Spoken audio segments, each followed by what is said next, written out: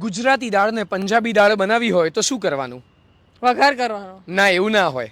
પણ કઈક ગુજરાતી દાળ ને પંજાબી દાળ બને કરવું જ શું? હું કહું ને એમ, એને તડકામાં મૂકી દેવાની તો થઈ ગઈ ને દાલ તડકા. હું મૂકી આવું તને તડકા. સૌથી પૈસાવાળું અનાજ કયું? કહું ચોખા. કેમ ક્योंकि वो रईस है.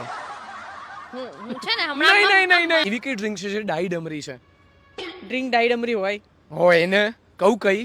ઠંડાઈ. કુલ્ફી હોય કુલ્ફી, એનું ટ્વિન હોય તો એનું શું નામ હોય? બરફી ના, બરફી નહીં. બરફી જ હોય ને ના ના ના ના કેવી ના વાત કરે છે યાર. School fee.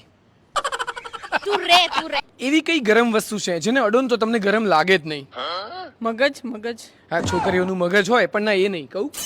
ગરમ મસાલો.